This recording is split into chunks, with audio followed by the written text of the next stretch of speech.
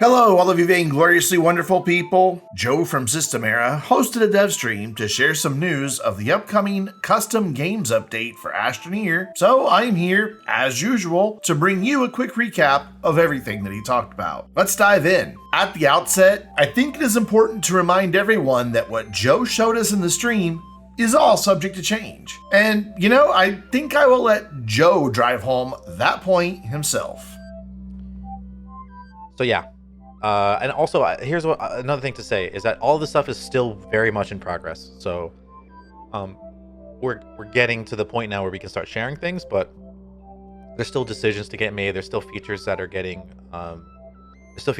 implemented. There's a lot of stuff there. So, just want to say that none of this is like final at all. And things might look different or might get removed.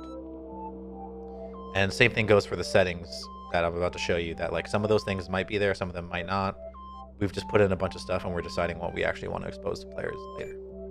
In addition to those caveats, Joe also mentioned that the user interface that he was showing off today is going to change. We won't be faced with just one huge scrolling list of stuff, and we'll most likely have some menu tabs up top to break things down into different sections. Taking a look at what we did see today, the SES game configuration section will be an area where Systemera can have some built-in pre-customized game configurations. This will include some that they have created for people who want to jump into a custom game but don't want to spend time creating their own settings. It can also be a way that they can spotlight custom games created by members of the Astroneer community. It could even be a place they could host custom game modes for community challenges. The next area is your game configurations. If you look to the right, there's a 3-digit code, and just below that in shared game configurations, a place where you can plug in those codes. If I understood it correctly, these codes will be really short, like maybe 6 characters in total. But those short codes are going to be linked to some cool stuff on the back end.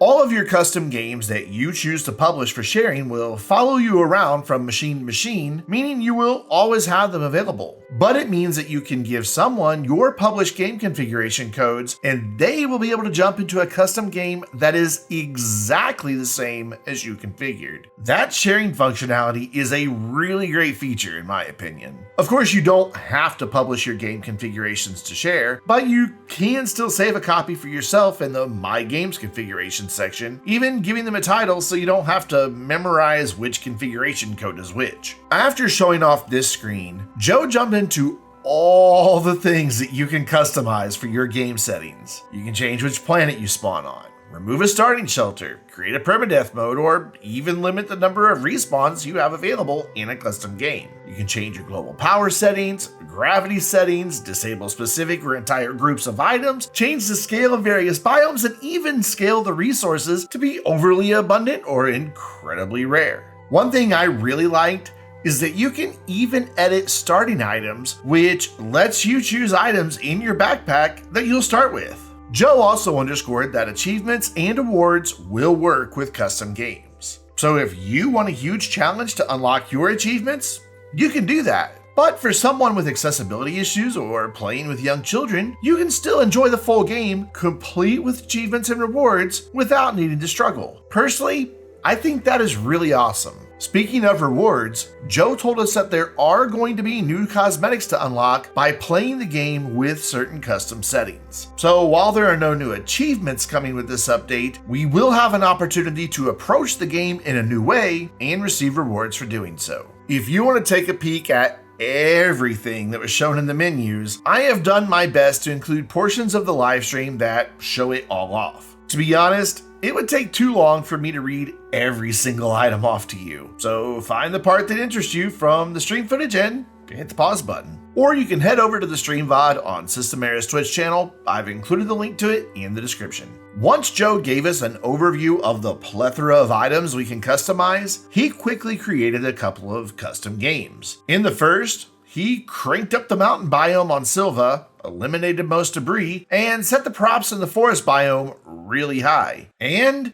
you can see the result. He set those things so high just to give us all an idea of how much of an impact we can make on our own custom games when the update arrives. When he finished with Silva, Joe created a custom game on Calidor with no starting shelter and hazards turned way up. That put him on Calidor to start in what I think can only be described as a valley of death. I think this update is going to breathe a lot of new life into Astroneer for players of all skill levels. For those of us who have beaten the game dozens of times and created our own challenges within the vanilla game, this opens up a nearly limitless numbers of new ways to experience Astroneer. Now, while Joe did not provide any concrete details for a release date, he did say it would be soon.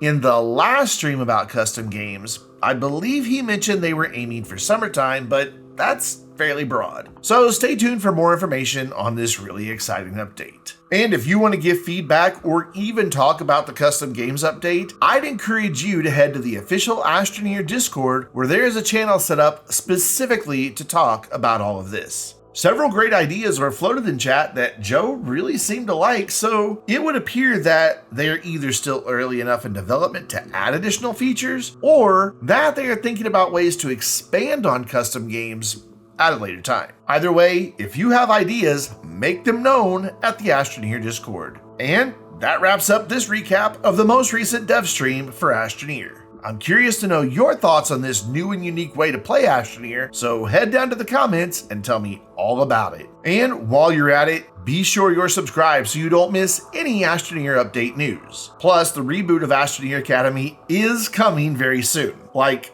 for real this time. I know I've been talking about it for 6 months now. But the script for the first season, with over a dozen long form and short videos, is just over 2/3 written, and I should be recording and editing videos very soon. Realistically, Astroneer Academy will be rebooting sometime in June. So get subscribed. And if you enjoyed today's video, hit the like button and definitely leave a comment. Those likes and comments give the video engagement, and that engagement helps the YouTube algorithm suggest my video to more people. And now, until next time, I'm Brandon, reminding you to stay vainglorious.